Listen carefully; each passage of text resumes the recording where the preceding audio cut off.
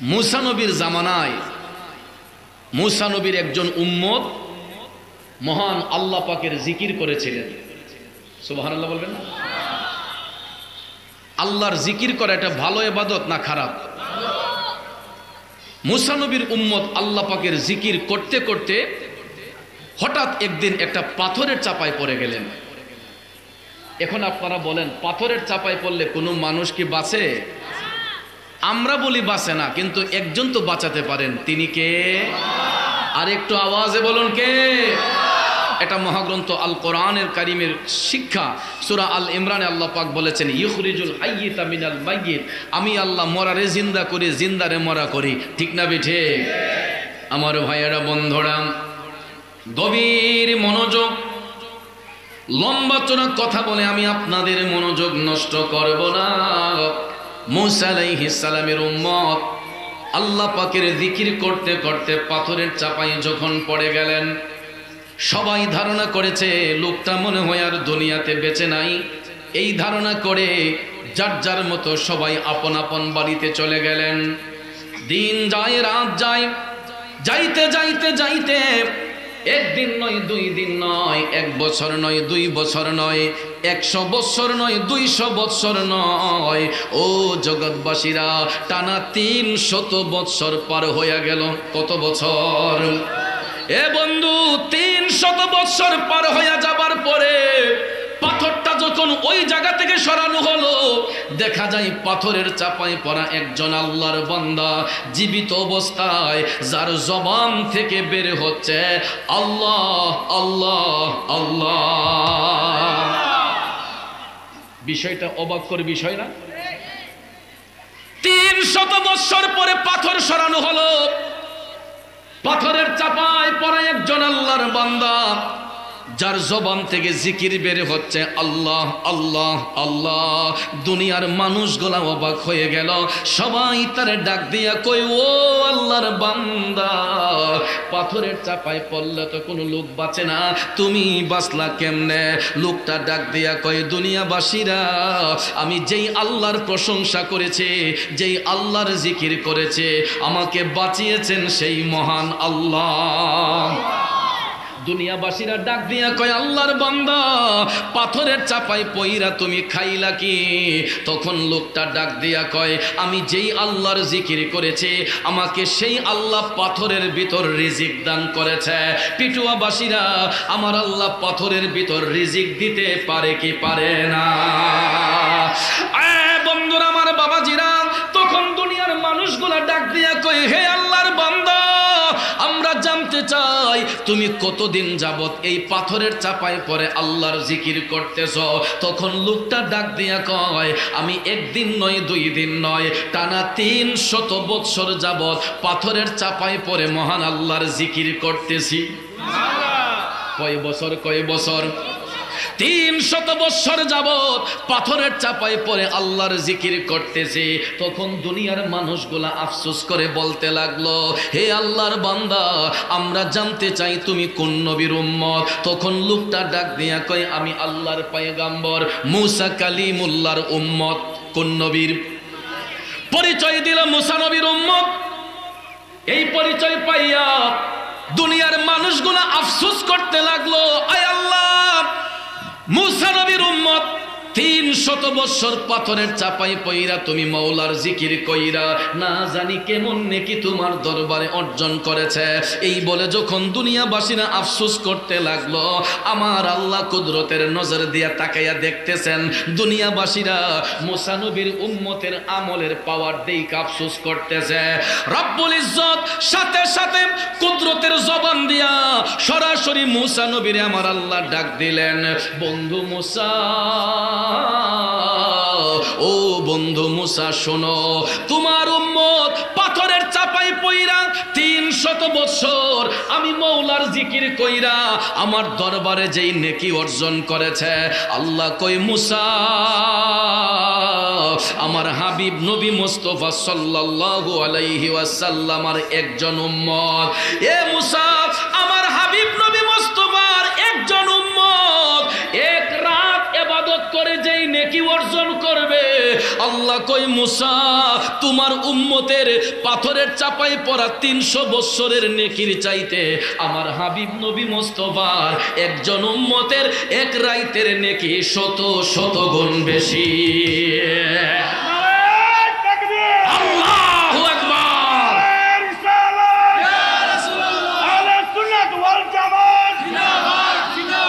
মা বাবা আত্মীয় স্বজন স্ত্রী পুত্র সন্তান গণ সবার চাইতে নবীজি আপন, ঠিক কিনা? এ নবীজিকে জানের চাইতে অধিক ভালো না বাসিলে হাদিসে কয় তাহারি মান্না আই গো মুমিন ভাই, নবী বিনে বান্ধব কে হনাই। একটু জোরে কি সুবহানাল্লাহ বলবেন না?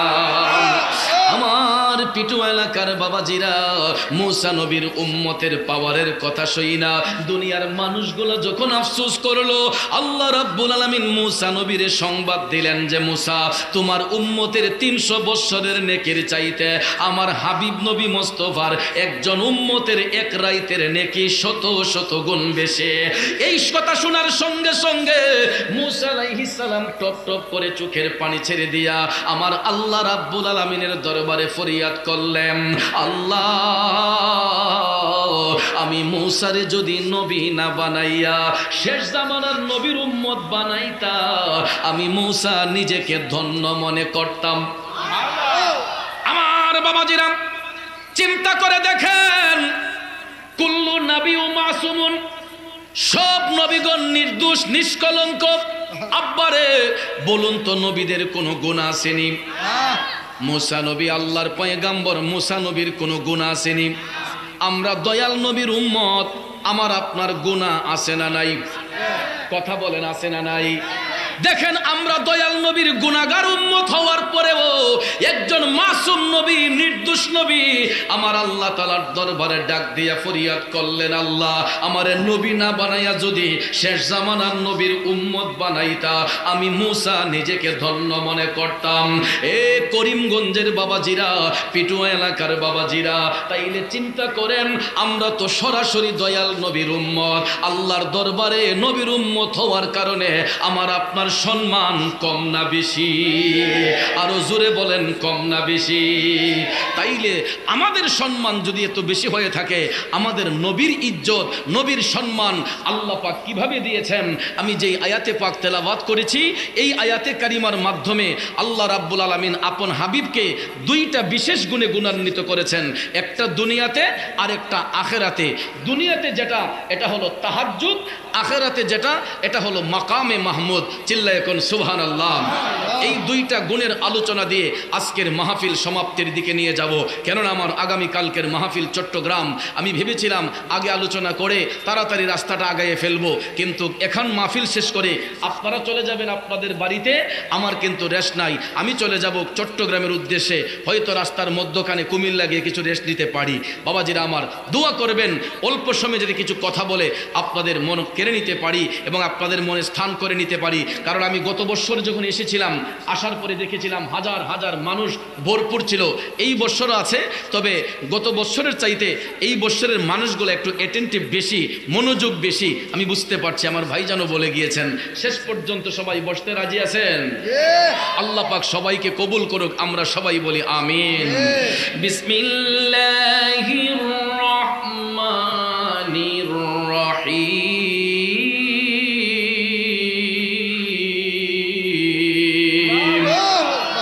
ومن الليل فتهجد به نافلة لك عسى أن يبعثك ربك مقاما محمودا। উচ্চ স্বরে বলুন ঘোষণাকার। আল্লাহ আল্লাহ রাব্বুল আলামিন আপন হাবিবের ইজ্জত বর্ণনা করতে গিয়ে বলতেছেন, হাবিব আপনি রাতের শেষ অংশে তাহাজ্জুদ কায়েম করুন, কেননা এটা আপনার জন্য এক্সট্রা। সাথে সাথে আল্লাহ কয়, হাবিব চিন্তার কোনো কারণ নাই, অচিরেই আমি আল্লাহ আপনি বন্ধুকে মাকামে মাহমুদে উপনীত করব। এই হলো আয়াতে কারিমার সরল তরজমা। আসুন এবার বিস্তারিত ব্যাখ্যার দিকে চলে যাই। আমার বন্ধুরা, বাবাজিরা, সুপ্রসিদ্ধ তাফসিরের কিতাব তাফসিরে রুহুল বায়ানের মধ্যে এই আয়াতে কারিমার তাফসির করতে গিয়ে বলা হয়েছে, তাহাজ্জুদের নামাজ এটা অন্য কোনো নবীর জন্য ফরজ ছিল না, অন্য কোনো নবীর উম্মতের জন্য তাহাজ্জুদ পড়া ফরজ নয়, আমাদের জন্য তাহাজ্জুদ পড়া ফরজ নয়, একমাত্র রাহমাতাল লিল আলামিনের জন্য তাহাজ্জুদের নামাজ পড়া ফরজ ছিল। আল্লাহু আকবার। যেই কারণে পৃথিবীর সব মসজিদের মধ্যে ওয়াক্ত মোতাবেক আজান হয় 5 বার। কয়বার? ফজর, জোহর, আসর, মাগরিব, এশা। বলুন তো আমাদের পাড়া মহল্লার মসজিদে তাহাজ্জুদের আজান হয়? হওয়ার কথাও নয়, কারণ যদি এই নামাজটা আমার আপনার জন্য পড়া ফরজ হইতো তাইলে এলাকার মসজিদে তাহাজ্জুদের আজানও শর্ত হইতো। কিন্তু ভাইয়ের আমার, পৃথিবীর সব মসজিদের মধ্যে আজান হয় 5 বার, কিন্তু মক্কাতুল মুকাররমায় মদিনাতুল মুনাওয়ারায় ওয়াক্ত মোতাবেক আজান হয় 6 বার। কয়বার? 6 বার। আমি গত 1 সপ্তাহ আগেও মদিনা শরীফ থেকে এসেছি। আব্বাজিরা আমার, পৃথিবীর সব মসজিদের মধ্যে ওয়াক্ত মোতাবেক আজান হয় 5 বার, কিন্তু মক্কা শরীফ মদিনা শরীফের মধ্যে দয়াল নবীর সম্মানে ওয়াক্ত মোতাবেক আজান হয় 6 বার। ফজর, জোহর, আসর, মাগরিব, এশা, তাহাজ্জুদ, ফজর। সুবহানাল্লাহ কোন। কারণ মক্কা শরীফ মদিনা শরীফের মধ্যে তাহাজ্জুদের আজানটা কেন হয়? অনেকে বলতে পারেন, হুজুর এখন আজান দিলে কি রসুল নামাজ পড়বেনি? রসুল তো মরে গেছেন, রওজা শরীফে আছেন, এখন আজান দিলে নবী কি নামাজ পড়বেনি? হে সুন্দর কথা, অবশ্যই অবশ্যই আমার মায়ার নবী এখনো নামাজ পড়তেছেন, কারণ স্পষ্ট করে বলা হয়েছে, আল আম্বিয়াউ আহিয়াউন, সমস্ত নবীগণ জিন্দা ফি কুবুরিহিম, আপন আপন রওজা শরীফের মধ্যে। ঠিক না বেঠিক?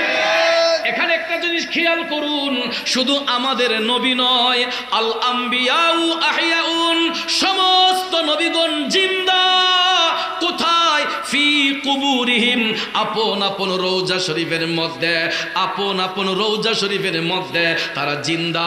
শুধু জিন্দাই নয়, ইউসাল্লুন, তারা নির্দিষ্ট টাইমে সালাত আদায় করছেন। জোরে জোরে কন্যা সুবহানাল্লাহ।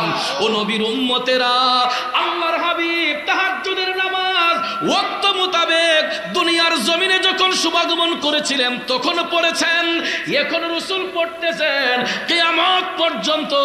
এই তাহাজ্জুদের নামাজ আমার দয়াল নবী ওয়াক্ত হিসেবে, ফরজ হিসেবে রাসূল আদায় করবেন। কথা বলেন ঠিক না বেঠে? আমার বাবাজিরা, বন্ধুরা, কিন্তু চিন্তা করেন পূর্বের কোন নবীর জন্য এই তাহাজ্জুদের আজান ফরজ, তাহাজ্জুদের নামাজ ফরজ ছিল না। বন্ধুরে, পূর্বের যুগের নবীগণের জন্য তাহাজ্জুদ কেন 5 ওয়াক্তের নামাজ পড়াও ফরজ ছিল না? 5 ওয়াক্তের নামাজ পড়াও ফরজ ছিল না, কিন্তু তারপরেও পূর্বের যুগের নবীগণ এক একজন নবী এক এক ওয়াক্তের নামাজ দিয়ে মহান আল্লাহর শুকরিয়া আদায় করেছিলেন। সুবহানাল্লাহ বলেন। এক একজন নবী এক এক ওয়াক্তের নামাজ দিয়ে আল্লাহর দরবারে শুকরিয়া আদায় করেছিলেন। জোরে বলুন সুবহানাল্লাহ।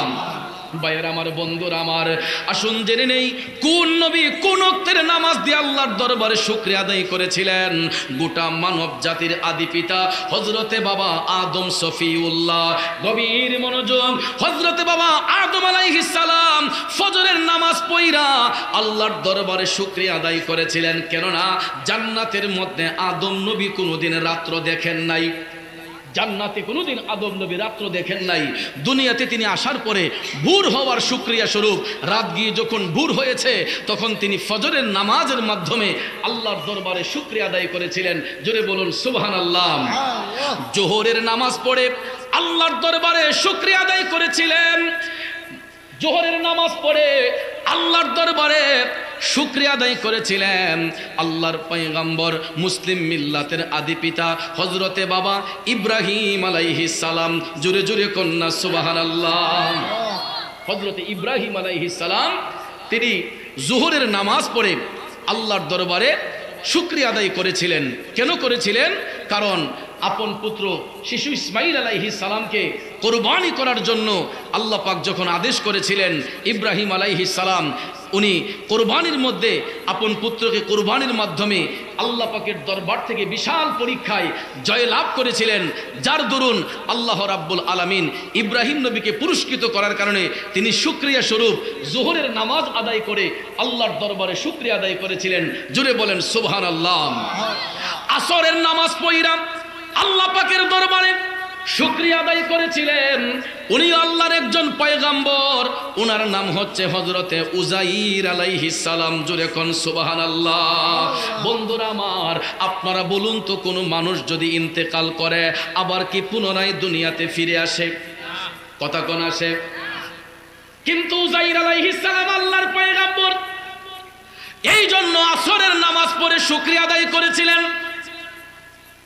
কারণ ওনার ইন্তেকালের 100 বছর পরে, কত বছর? ইন্তেকালের 100 বছর পরে আল্লাহ রাব্বুল আলামিন তার বন্ধু উজাইর আলাইহিস সালামকে নতুন জীবন ফিরিয়ে দিয়েছিলেন। আল্লাহর দরবার থেকে 100 বছর পরে নতুন জীবন ফিরে পাওয়ার কারণে উজাইর আলাইহিস সালাম আসরের নামাজের মাধ্যমে মহান আল্লাহর শুকরিয়া আদায় করেছিলেন। জোরে জোরে কন্যা সুবহানাল্লাহ। বন্ধুরা আমার, মাগরিবের নামাজ আদায় কইরা আল্লাহ পাকের দরবারে শুকরিয়া আদায় করেছিলেন উনি আল্লাহর পয়গম্বর হযরতে দাউদ আলাইহিস সালাম। জোরে কোন সুবহানাল্লাহ। এখানে ছোট্ট একটি কথা আছে। আব্বারে আপনারা বলুন, মাগরিবের নামাজ কয় রাকাত? কয় রাকাত? ফরজ কয় রাকাত? জোহর ওয়াক্ত ফরজ কয় রাকাত? আসর ওয়াক্ত, এশার ওয়াক্ত। এ পেটুয়া বাবাজিরা, জোহরে 4 রাকাত ফরজ, আসরে 4 রাকাত ফরজ, এশাতে 4 রাকাত ফরজ।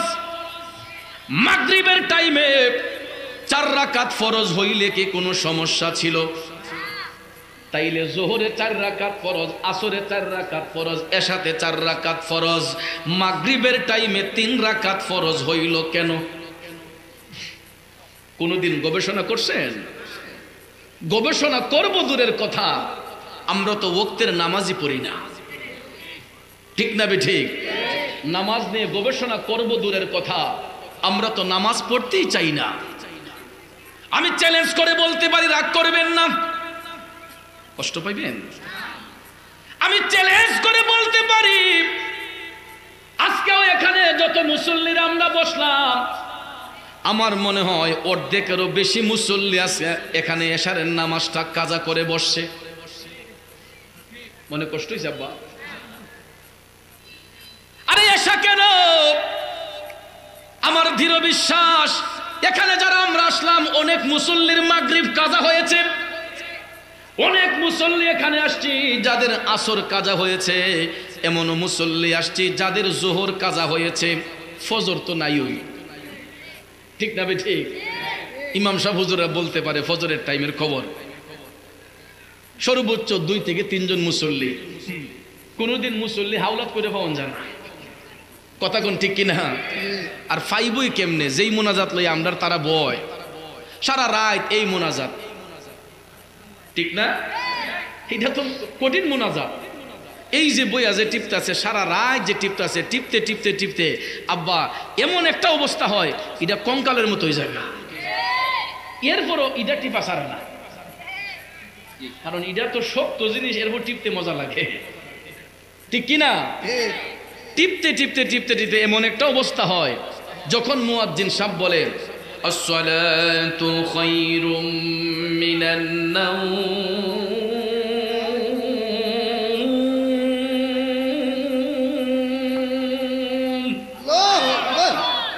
কথাটার মাঝে মজা আছে না নাই? এত সুন্দর কথাটা বলার পরে এই টাইমে দেখবেন মোনাজাতকারীরা আর মোনাজাত থাকে না, ঠাস ঠাস করে মোবাইলটা হাত থেকে পড়ে যায়, তখন মুয়াজ্জিন সাহেব যদি বলে আসসালাতু খায়রুম মিনান নাম, ঘুম থেকে নামাজ ভালো, আমরা হেরা কয় না এখন ঘুমডুই ভালো। ঠিক কিনা বলেন? এমন মুসল্লি সমাজে আছে না নাই? ওরে কেমন করে ঘুমাও তুমি, ও ভাই কেমন করে ঘুমাও তুমি, ফজর করে কাজা, এমনও তো হতে পারে জোহরে জানাজা। ঠিক না বেঠে? কেমন করে ঘুমাও তুমি, কেমন করে ঘুমাও তুমি, ফজর করে কাজা, এমনও তো হতে পারে জোহরে জানাজা। ভাইয়ার আমার, ঘুমের গড়ে মরণ হতে পারে কি পারে না? আপনারা দেখেছেন কিনা আমি জানি না, আমি নিজে দেখেছি, আজও সেই স্মৃতি আমার চোখ থেকে সরাতে পারি না। আমি 10 বছর যেই ছেলেটা আমার খাদেমের দায়িত্ব পালন করেছিল, প্রতিটা মুহূর্তে মুহূর্তে তার স্মৃতি আমার চোখে ভাসে। আমি 2016 সালে 17 সালে শেষ দিকে আমি মাহফিল করছি নবীনগরে, রাতের বেলা মাহফিল। আমার ছেলে, রোহানি ছেলে, আমার পাশে বসে জিকির করেছে, আমার মরহুম মাসুক মিয়া ভাইয়ার আমার এত সুন্দর জিকির করেছে আমার সঙ্গে। তারপরে মাহফিল শেষে আমি খাবার খাইলাম, আমার হাতের নলা খাইলো। খাবার পরে ফজরের নামাজ পড়ে আমি, দিনের বেলা মাহফিল ছিল ব্রাহ্মণবাড়িয়া সদর, এসে আমার এক ভক্তের বাসায় ঘুমাইলাম। আমি বলেছি যে তাড়াতাড়ি ঘুমিয়ে যাও, আবার দিনে মাহফিলে যেতে হবে, তাড়াতাড়ি ঘুমিয়ে যাও, এই তাড়াতাড়ি ঘুমিয়ে যাও, এই যে বলছিলাম। আমার মাসুক মিয়া এমন ঘুমাইলো, দিনের 10:30টায় ঘুমিয়েছিল। আমি 2:30টার দিকে ডাক দিছি, ডাক দেওয়ার পরে দেখি তার বডি শক্ত হয়ে আছে, নড়ে না। সুস্থ শরীরের একটার মানুষ ভাইয়ার আমার ঘুমের গড়ে গিয়েছে। আমি তখন ধাক্কা দিলাম, এই মেয়ে উঠো না কেন? এক পর্যায়ে একটু রাগান্বিত হলাম, আমি তো কল্পনার বাহিরে, কিন্তু সে যে ডেড বডি হয়ে পড়ে আছে আমার তো আর সেই খবর নাই। 1টা 2টা 3টা ডাক দেওয়ার পরে যখন কম্বলটা সরাইলাম গা থেকে, তখন দেখি তার হাসি মুখের একটা চেহারা। ডান করোটের মধ্যে শুইছিল, ডান করোটি দুনিয়ার মায়া ত্যাগ করে কবরের দেশে চলে গেছে। একটা মুহূর্তের জন্য ওই স্মৃতিটা আজও বলতে পারি না। এ যুবক, মৃত্যুর কোন সিরিয়াল নাই, কখন যে মালাকুল মউত কার কাছে হাজির হইয়া যাইব এর নির্দিষ্ট কোনো গ্যারান্টি পৃথিবীর কোনো মুফতি সাহেব, মুহাদ্দিস সাহেব দিতে পারবে না। এই জন্য ছল চাতুরি যাই করি না কেন, রব বাহাদুরি যাই করি না কেন, 5টা ওয়াক্ত নামাজের আমলটা করবেন মুসলমান। 2টা পায়ে হাত ধরে বলবো, যত কিছু করেন না কেন ওয়াক্ত মোতাবেক সালাত আদায় করবেন। এমনও মুহূর্ত হতে পারে রে, নামাজ পড়তে পড়তেও আমার আপনার মরণ হয়ে যেতে পারে। কথা কোন, এমন পরিস্থিতির সম্মুখীন অনেকে হয় কি হয় না? দেখবেন মসজিদে নামাজ পড়তে গিয়েছে, সিজদা করেছে আমার আল্লাহকে, সিজদার মধ্যে মালাকুল মউত হাজির হইয়া গেছে। আমার ভাইয়েরা রাস্তা দিয়ে হাঁটতেছে, হঠাৎ করে দেখবেন লুজ খেয়ে পড়ে গেছে। 2জন মানুষ ধরতে ধরতে দেখা যায় ওই লোকটার মরণ হয়ে গেছে। এই যে জান্নাতের বাগানে আমরা বসলাম, এখানে আমার আপনার মরণ হয়ে যেতে পারে কি পারে না? আমি গত বছর 2022 সালে এই মাহফিলে এসেছিলাম, এবার 23 সালে আসলাম। এই একটা বছরের ভিতরে হয়তো এই পিটুয়া এলাকার কত নারী পুরুষ অন্ধকার কবরে চলে গেছে। এমনও মুসল্লি হয়তো ছিল গত বছর এখানে বৈশা আলোচনা শুনছে, আজকে হয়তো অন্ধকার কবরে আছে না নাই? এই জন্য ওই কথাটা স্মৃতি ধারণ করে বলতেছি, কেমন করে ঘুমাও তুমি, ফজর করে কাজা, এমনও তো হতে পারে জোহরে জানাজা। ঠিক না বেঠে? আমার ভাইয়েরা, নামাজ পড়া দরকার না সারা দরকার? জোরে বলেন, পড়া দরকার না সারা দরকার? এ নবীর প্রেমিকেরা, আসুন মূল কথায় চলে যাই। আরো অনেক কথা বলবো যদি আপনাদের মনোযোগ থাকে। বলতেছিলাম কি, মাগরিবের টাইমে ফরজ নামাজ 3 রাকাত হওয়ার কারণটা কি? আল্লাহর পয়গম্বর হযরতে দাউদ আলাইহিস সালাম মাগরিবের নামাজের নিয়ত করেছিলেন 4 রাকাতেরই। কয় রাকাতের? 4 রাকাতের নিয়ত করে তিনি মাগরিবের টাইমে দাঁড়িয়েছিলেন। গভীর মনোযোগ। আপনারা বলুন তো, নামাজের মধ্যে দাঁড়াইলে দিদার হয় কার সাথে? কার সাথে? আজও পর্যন্ত নামাজে দাঁড়ায় দিদার কি আল্লাহর সাথে করতে পেরেছি? কারণ আমরা নামাজে দাঁড়াই সিজদা করব আল্লাহরে, মন চলে যায় শাস্ত্রলে। সিজদা করব আল্লাহকে, মন চলে যায় টেলিভিশনে। সিজদা করব আল্লাহকে, মন চলে যায় খেলার মাঠে। সিজদা করব আল্লাহকে, মন চলে যায় মোবাইল ফোনের দিকে। নাকি মিছা বললাম? তারপরে তো মসজিদে গেলে কত অজুহাত। হুজুর যদি সূরাটা একটু লম্বা করে পড়ে, দেখবেন ফতোয়ার অভাব নাই যে হুজুর কি তাজা কোরআন শরীফ পুরোটি পড়ে নেব নাকি? ঠিক না ঠিক? মসজিদ থেকে বাইরিয়া হুজুর হুজুর অত লম্বা সূরা পড়লে তো কাইল লাগে। এমন মুসল্লি আছে না? খবরদার বলে দিলাম, ইমাম সাহেব হুজুর সূরা লম্বা করবে না বাড়তি করবে, আপনি বলার কে? নয়া বিবাহ কইরা শ্বশুর বাড়ি গেছে, ভাগ্যক্রমে ওই দিন পইরা গেছে জুমার দিন। মনে করেন বৃহস্পতিবারে শ্বশুর বাড়ি গেছে ফিরা যাত্রা, অনফরের দিন কি বার? শুক্রবার না? ওহন জামাই তো ফিরা যাত্রা আইসে, বড় কথা না, এর ভিতরে 12টা বাজতেছে। কয় হাই রে, কালকা শুক্রবার, ওক্তের নামাজ না হয় ছেড়ে দিলাম। হইলে কালকা যদি মসজিদে না যায় উপায় নাই, এলাকার মানুষ কইব জামাই বেয়াদব বেনামাজি। আবার কি জামাইরা দেখবেন শ্বশুর বাড়ি গেলে সালাম কালামে নেবে একবারে উস্তাদ, এবং শুদ্ধ করে সালাম কালাম করে। তো এক চিন্তা করছে, আয় হায় জীবনে নামাজ পড়ছি না, আজ কেমনে পড়াম? সারা রাত চিন্তা করে যাক, সামনের মুসল্লিরা যেমনে পড়ে এমনি দিক্কা দিক্কা সাইডাই পড়ুম। সামনের মুসল্লিরা যেমনে যেমনে পড়ে দিক্কা দিক্কা সাইডাই পড়ুম। পরের দিন কি করছে, সকালবেলা ঘুম থেকে উঠেই গোসল করতেছে, আর শাশুড়ি গোরবারে ঝাড়ু দিতেছে। জামাই আগে ভাগে গোসল কইরা পাঞ্জাবি লাগাইতেছে, আর শাশুড়ি আম্মা কি করছে, দরজার সিফাদা ছায়া হঠাৎ করে দেখে জামাই পাঞ্জাবি লাগাইতেছে। বেডি খুশি না বেজার? জারুল হাতে তিয়া থইয়া মোনাজাত লইছে, আল্লাহ যেমন চাইছিলাম আমার হেমনে মিলাই দিছ, যেমন চাইছিলাম আল্লাহ আমার হেমনে মিলাই দিছ। আমার জামাইটা মনে নামাজি। সত্যি সত্যি জামাই পাঞ্জাবি পইরা যখন ভিতরে রুম থেকে বাইরেছে, শাশুড়িরে সালাম দিতে হই। শাশুড়ি আম্মা কয়, জামাই কই যান? আম্মা আজকে শুক্রবার না, মসজিদও যাই। কবাডা আজান তো পড়ছে না হনো? না আম্মা, শুক্রবারে মসজিদে আগে গেলে সোয়াব বেশি হয়। কথা সত্যি না মিথ্যা? কথা তো সত্য। জুমার দিনে যদি আগের কাতারের মুসল্লি হয়, ভাইয়ার আমার, অনেক ফজিলত আছে। এক ফজিলতের মধ্যে এসেছে 300 উট কুরবানি করলে যেই সোয়াব হয়, জুমার দিনে একজন মুসল্লি যদি প্রথম কাতারের মুসল্লি হয়, প্রথম মুসল্লি মসজিদে আগমনকারী হয়, 300 উট কুরবানি করার সোয়াব আল্লাহ পাক তার আমলে দান করে। শাশুড়ি খুশি না বেজার? ভিডিও কয়, আল্লাহ গো আমার এমন জামাই মিলাই দিছ, আমার জামাই মাসলাও জানে। আর জামাই যদি গুণী হয়, দেখবেন শাশুড়িরা এমন গর্ববোধ হয়, বাড়ি ঘর ফাটাই লাই বেডিতে রেখে কই, গো আল্লাহ আমারে দিছে মিলাইয়া। ঠিক নেই? এখন জামাই মসজিদের উদ্দেশ্যে রওনা হইছে, রাস্তাঘাটে যারে ভাই আসসালামু আলাইকুম, আসসালামু আলাইকুম, সবাই কয় না মাশাআল্লাহ জামাই, জামাইয়ের মতন নেই। এরপরে গিয়া হে তো আবার শিক্ষিত সুন্নাহ, বইছে গিয়া মসজিদের বারান্দা। তো জুমার দিনে যখন মসজিদ ভরপুর হয়ে গেছে, আজান হয়েছে, মসজিদ ভরপুর, এলাকার সাহেব সর্দার সবাই গেছে মসজিদে। যাওয়ার পরে নামাজের টাইম যখন হয়েছে, এমন সময় মুসল্লিরা কইতেছে, সাহেব সর্দারা কই, রে আজকে না অমুকের জিয়ের জামাই এলাকায় আবার কথা ফিরা যাত্রাত, এবারটা কি নামাজ নামাজ পড়েনি? ফুলাফানে বারিন্দার থেকে ডাক দেয়া কয়, কাহা জামাই আমরার দাঁড়ো। মুরব্বীদের একটা দায়িত্ব আছে না ভাই? মুরব্বীরা ফুলাফানটা ধমক দিছে, কয় তোরা জামাই পিছিয়ে রাখছত করে, এবার নতুন মেহমান মানুষ সামনে দে,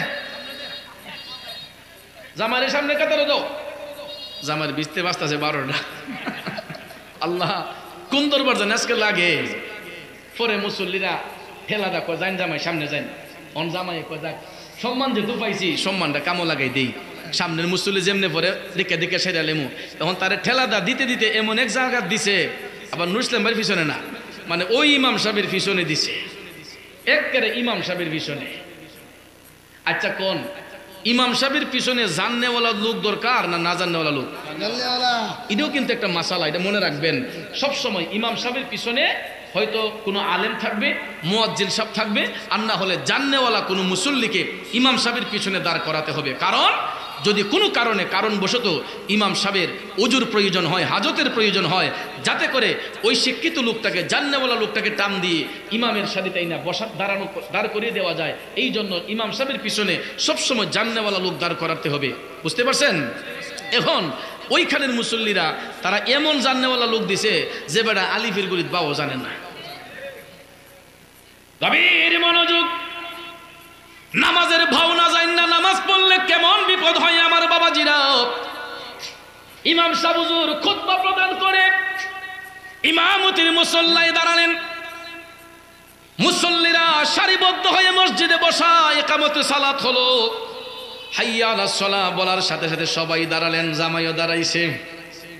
ইকামতে সালাত যখন শেষ হয়ে গেল, ইমাম সাহেব হুজুর আল্লাহু আকবার বলে যখন নামাজের তাহরিমা বাঁধলেন, বাঁধার পরে নতুন জামাই চতুর্দিকে তাকায়, আর কেউ বাঁধছে, সাইডে মন্দা সাইয়া দেহে হগল হুজুরের লোক আল্লাহু আকবার কইছে, তাও নিয়ত বাঁধছে, দোষের যেই বাও আমারও হেই বাও, আল্লাহু আকবার। এখন ইমাম সাহেব হুজুর কেরাত পড়তেছেন, নতুন জামাই চতুর্দিকে তাকায়, আর কেউ পরে দেখে দে না, মুসল্লিরা সবাই মুক্তাদি শুনতেছে, বুঝছি আমারও হুনুরি লাগবো, তে হুদুদি মুখরে সাপ বইতেছে, আসলে কোনো বুঝতে পারে না। নামাজের কেরাত পাঠ করা শেষ হয়ে গেল, বাবাজিরা আমার হাসবেন না, ইমাম সাহেব হুজুর আল্লাহু আকবার বলে যখন রুকুতে গেলেন, মুসল্লিরা যখন রুকুতে গেছে গো, ভাগ্যক্রমে পিছনের এক মুসল্লির মাথা লাগছে নতুন জামাইয়ের কোমরে। কাতার সংকীর্ণ হইলে অনেক সময় পিছনের মুসল্লির মাথা লাগে না, বুঝছেন না, যখন লাগছে ওখানে জামাইয়ে মনে করছে এটা নামাজের সিস্টেম, যে সামনের মুসল্লির মনে মাথা দিয়ে দেখা দেওয়ান লাগে। নাউজুবিল্লাহ কি বাইদ দিয়ে কইবে? এ আমার বাবাজিরা, নামাজের ভাওনা যায় না, নামাজ পড়লে কি হয়? ইমাম সাহেব হুজুর রুকুত তাসবিহ পড়তেছেন, সুবহান রাব্বিয়াল আযীম, সুবহান রাব্বিয়াল আযীম, সুবহান রাব্বিয়াল আযীম, রুকুত তাসবিহ পড়তেছেন ইমাম সাহেব হুজুর। এমন সময় নতুন জামাই মনে করছে নামাজের সিস্টেম, কয় আমি তো জামাই, আমাকে আসতে দিলে হবে না। সামনে তো ইমাম সাহেব হুজুর, কয় আমারে দিছে আসতে, আমি তো আসতে দিল তো না, যদি আবার আসতে দিই মানুষ এগোবো জামাই মনে, এটা দোজভঙ্গ, পাওয়ারলেস। তার শরীরে যতটুকু শক্তি আছে, মনে করেন সামনে তো একজন আছে যিনি সকলের ইমাম, হে কি করছে, কয় আমারে দিছে আসতে, আমি আসতে না। এখন এমন জোরে মারছে, এখন সামি আল্লাহ হুলিমান হামিদা কি নুর ইসলাম বাইগে কইব, ইদা তো অনেক টাইম নেই, তো মুসল্লিরা তো হুজুরের লোকে পড়তেছে, সুবহান রাব্বিয়াল আযীম, সুবহান রাব্বিয়াল আযীম, 3 বার 5 বার 7 বার 9 বার 11 বার 13 বার কইরা শেষ। শেখ না মুসল্লি আছে না কিছু, ইতা না হুজুরের ব্যবসা করে আছে, থাকবো না তা হেমে যে হুজুর যে হাফ মার্ডার, এটা তো কেউ জানেন না।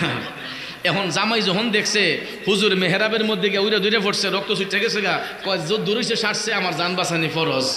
যখন কিসকি দূর মারছে, এমন সময় মুসল্লিরা কয় রে হেউ তুই কাম করছে, কামটা করছো কি, কয় আমার মাফ করে দেন। আরে মাফ করবো ভালো কথা, তুই হুজুর এটা করলে কেরে, কয় আমি তো জীবনও নামাজ পড়ছি না। নামাজ পড়ছো না ভালো কথা, হুজুর মারলে কেরে, তাও পিছনে আমার একজন মুসল্লি মাথা দিয়ে ঢেক্কা মারছে, আমি মনে করছি নামাজের সিস্টেম, এর লেগে আমি হুজুর একটা মেরে দিচ্ছি। নাউজুবিল্লাহ কি আসতে না জুড়ে হবে? আরো জুড়ে কোন নাউজুবিল্লাহ।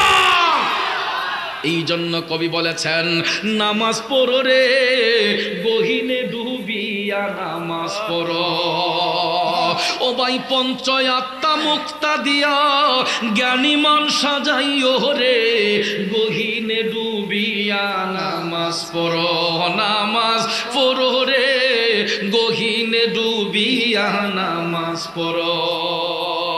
কষ্ট হচ্ছে আমার বাবাজিরা। নবীর প্রেমিকেরা গভীর মনোযোগ, নামাজের সিস্টেম যাই না, নামাজ পড়তে হবে রে। কারণ নামাজ কোনো ঠাট্টা মস্কারার ইবাদত না।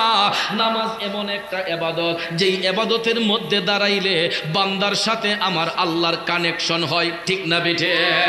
বান্দা আমার মৌলার সাথে কানেকশন ফিট করতে পারে। এই জন্য আমার বাবাজিরা, নামাজ কোনো ধোঁকাবাজির ইবাদত নয়। নামাজ মৌলা পাকের সঙ্গে দিদার করার একটা উত্তম সময়।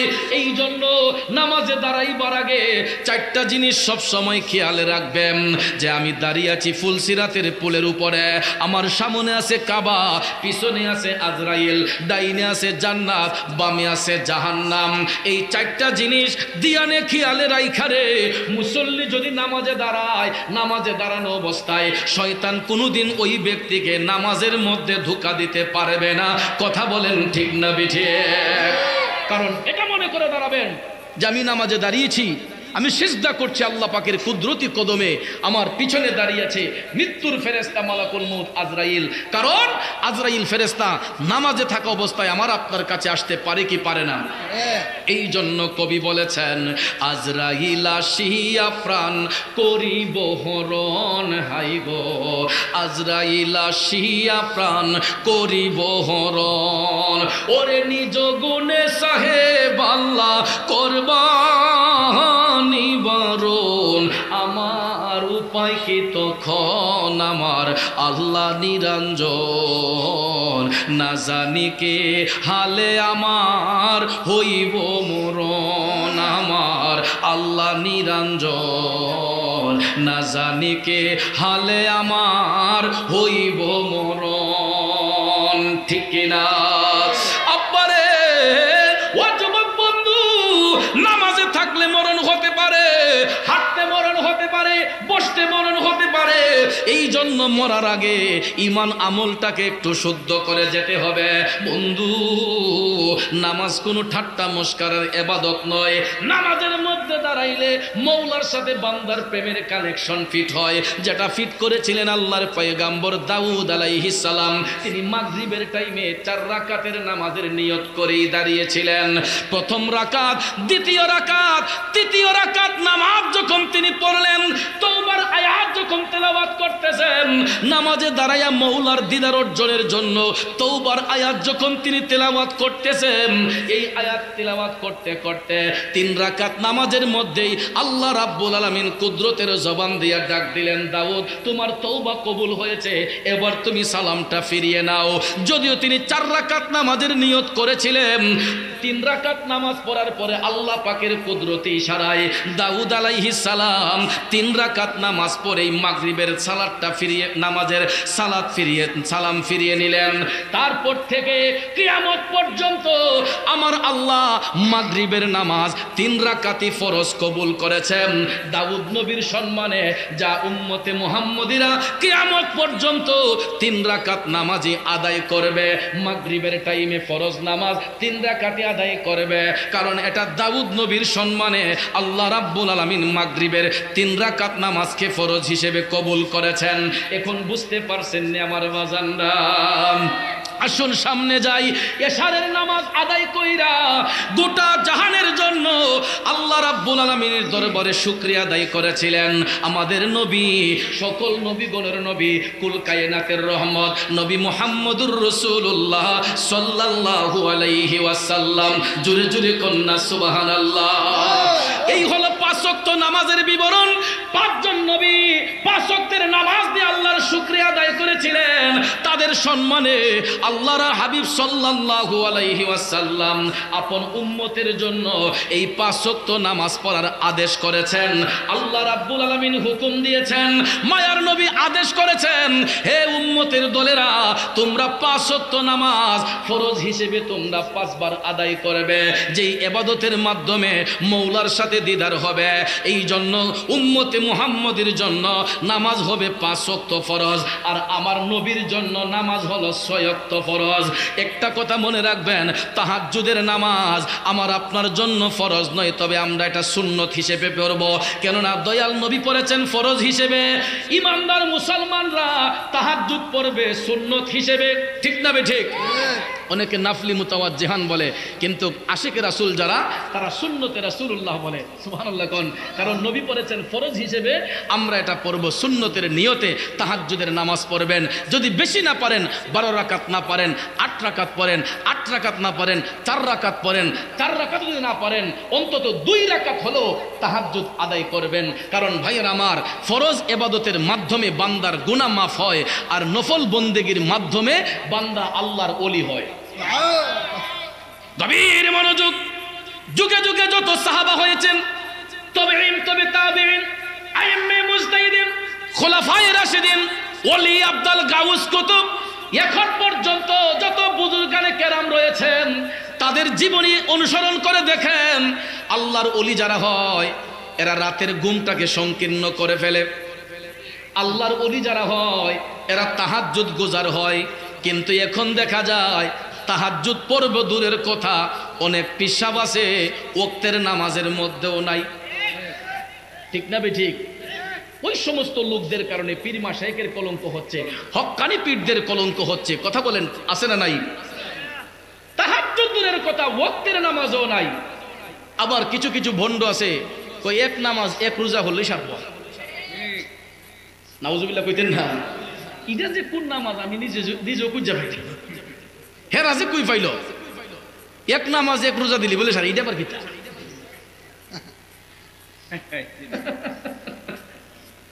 তাইলে ফজর, জোহর, আসর, মাগরিব, এশা, তাহাজ্জুদ এগুলা কেন? এগুলো তো স্পষ্ট। আর ওইগুলা যদিও থাকিলে অস্পষ্ট। কথা কোন ঠিক কিনা? শরীয়ত আগে না মারিফত আগে? শরীয়তের দ্বার কাছেও নাই, মারিফত লিয়ে দৌড়াদৌড়ি। আল্লাহ তাদেরকে হেদায়েত করুক, সকলে আমিন কোন। আরো জোরে কোন আমিন। আমার বাবাজিরা, বন্ধুরা, গভীর মনোযোগ, মনোযোগ। কি শেষ করে ফেলবো? খারাপ লাগতেছে আমার ভাইয়েরা? কারণ এখানে যারা বসছে সব নবী প্রেমিক। আমরা শুধু সিন্দি খাওয়াই না, মুসল্লি না, আমরা ইমানের প্রেমে পাগল। কথা কোন ঠিক কিনা? কারণ আমি শুনেছি আজকের মাহফিলে তাবারুক নাই, কিন্তু তাবারুক ছাড়া যে এত মানুষের উপস্থিতি, এটাও কিন্তু একটা ব্যাপার স্যাপার আছে। অনেক মানুষ তাবারুকের পাগল হইয়া মাহফিলে দেখো, যাক কিছু বইয়া তাবারুকটা হাইয়া মনে। কিন্তু আজকে যারা বসছে এরা তাবারুক খাওয়াই না, ফিলার না। কথা কোন ঠিক না ঠিক? এরা শুধু তাবারুকের পাগল না, এরা আমার নবীর প্রেমের পাগল। কথা কোন ঠিক কিনা? আল্লাহ রাব্বুল আলামিন নবীর গোলাম হিসেবে আমাদেরকে কবুল করুক, আমরা সকলে বলি আমিন। বাবাজির আমার, বন্ধুরা আমার, তাইলে যেটা বলতেছিলাম, মায়ার নবী তাহাজ্জুদের নামাজ ওয়াক্ত হিসেবে আদায় করেছেন। আমরা তাহাজ্জুদের নামাজটা নবীর উম্মত হইয়া সুন্নত হিসেবে আদায় করতে চাই কি চাই না?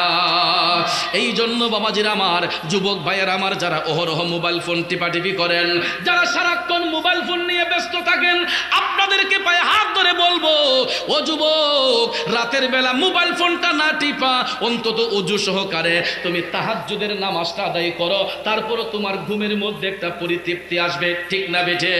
আর বিশেষ করে আমার বাবাজিদেরকে আমি বলবো, আল্লাহ রাব্বুল আলামিন রাত দিয়েছেন ঘুমানোর জন্য, ইবাদতের জন্য। ওই রাতের ঘুমটা ঘুমাইবেন, কিন্তু তাহাজ্জুদের সময়ে জাগনা হইয়া যাইবেন। এশারের নামাজ পড়ে খাবার দাবার খাবেন, অযথা ঘোরাফেরা না করে রাতের বেলা ঘুমানোর অভ্যাস করেন। এটা বিজ্ঞানও বলেছে, কোরআনও বলেছে, কোরআনেও বলেছে, বিজ্ঞানও বলেছে। রাতের ঘুম 1 ঘন্টা, দিনের ঘুম 7 ঘন্টা, তারপরেও রাতের ঘুমের কাছে আসবে না।